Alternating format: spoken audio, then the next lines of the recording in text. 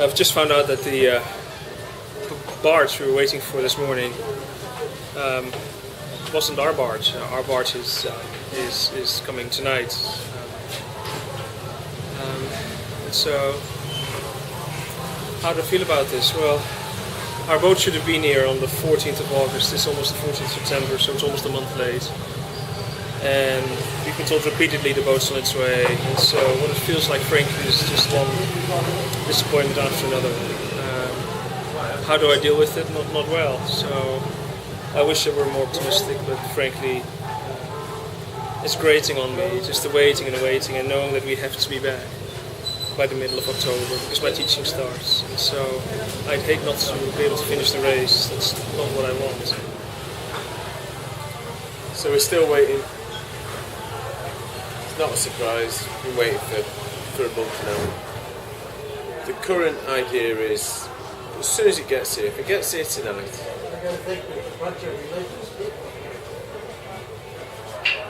the current plan is, if it gets here tonight, we'll put it on the water. I'll put the pins in straight away, so the oars are usable. We won't put the rudder on. We'll put it in the water, and we'll just drift. I can do the inside, the wiring, the guys can do the packing of the food and the water and everything, but we're actually moving forwards. We're not just sat here, we're making ground. And if that means it takes 2 hours to drift to the start of the Amazon, then at least we've started. So, and if we arrive in Iquitos, if we can get some rowing done, just a little bit of paddling, just tick it along, get some rowing done, we can arrive in Iquitos. As soon as it gets daylight, we just beach the boat on a sandbank, and we can do the work on it. It's not hard, it's not a lot. We've just got to make the most of it, really. Much more passionate about it.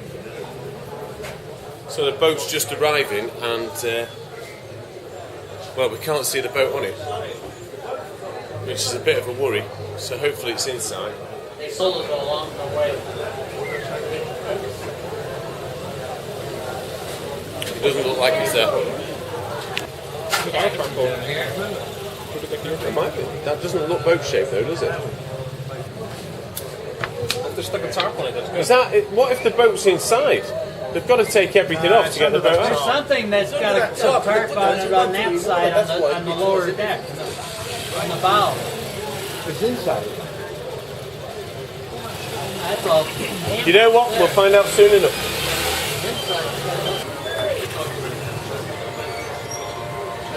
So all of that excitement about the boat being here was misplaced because the boat isn't in. Our boat is on a boat called the Linares, and this boat set sail before the Linares. So we don't know when our boat's going to arrive now. Maybe 6 o'clock this evening, maybe 2 o'clock tomorrow morning. Be here tomorrow. There was a nice feeling. People were feeling very calm and kind of positive, and suddenly this news has kind of rocked it a little bit. It just feels, I feel, just a bit down, a bit pissed off. The boat was supposed to be here on the 14th of August, and it's almost the 14th of September.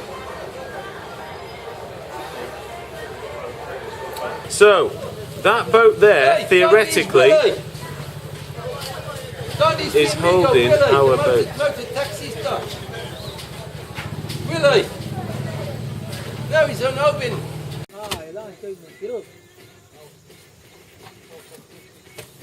So we now have the boat. We've had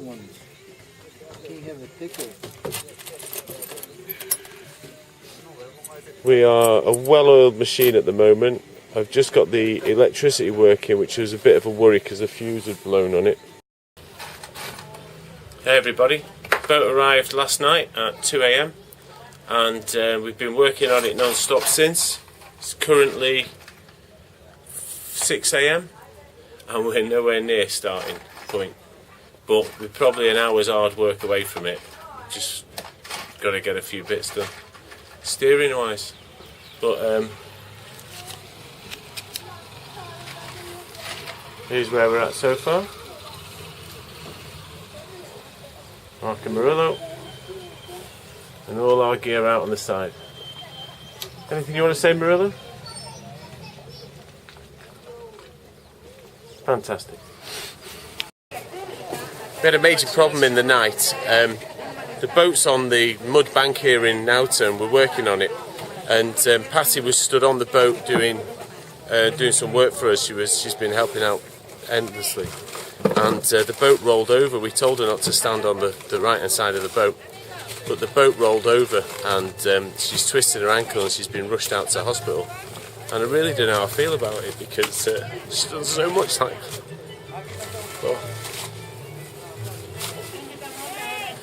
yeah, so hopefully she's all right.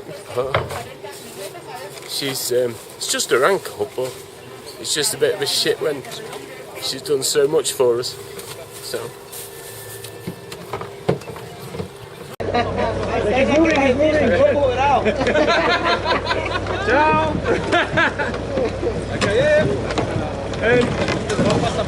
Murillo, ask him to sit in the rowing seat and hold the oars. Pode sentar. Pode sentar para irmão. Esse tem a moral. Como que é o remo olímpico? Fica com o seu remo olímpico, senta lá. Senta lá? Senta lá. Fuzileiro? Vem aqui para aqui fazer uma tem que ser um comércio. Fuzileiro fica aqui. Com 23 anos essa fadinha aqui pra ela, né? 23 anos com essa fada. É o contrário, mano. É o contrário? Porra. Esse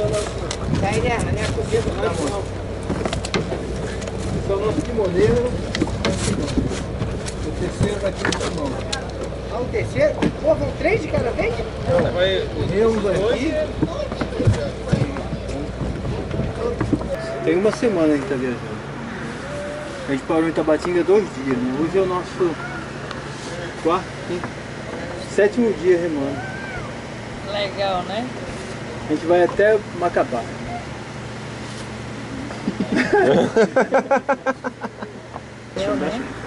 Os painéis são para carregar as baterias, para a bateria ligar os notebooks. Tudo tem. Para carregar a câmera, música. Só não tem geladeira. É, mas é perigoso. So we've set up again from Tabatinga, and I've just had the most amazing night's rowing. Totally amazing, really. 4-hour shift at the start of the night, and just brilliant. Weather was perfect.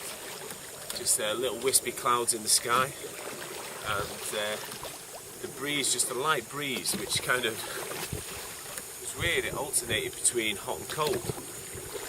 I found 6-7 miles per hour all the time. The GPS maps that we've had so many problems with, have suddenly become accurate. But the river's changed again, so it's a different position. And where it says there's deep water and currents, there's now sandbanks. So we hit a few more sandbanks last night. I hit one early on, and then I think the guys hit one during the night. But it was so sparko, I just didn't move.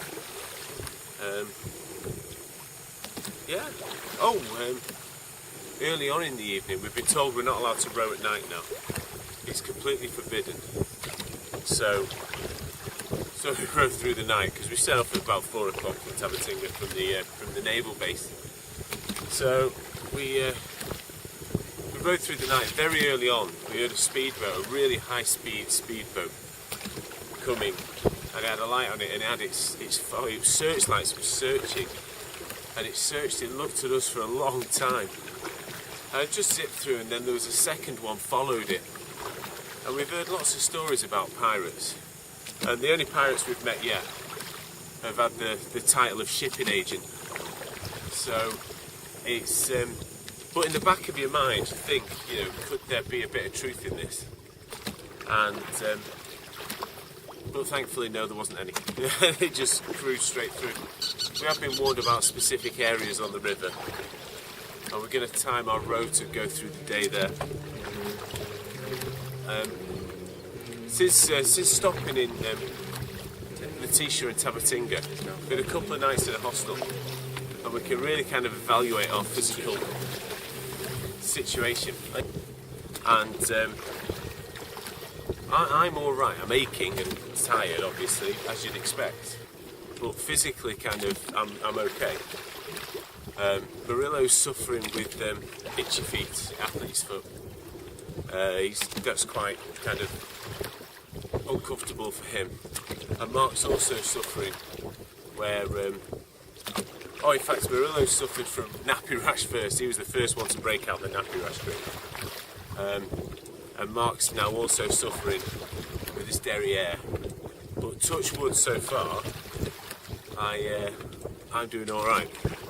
I think the difference is that when it's hot, when it's really hot, the other two guys like to throw buckets of water over themselves.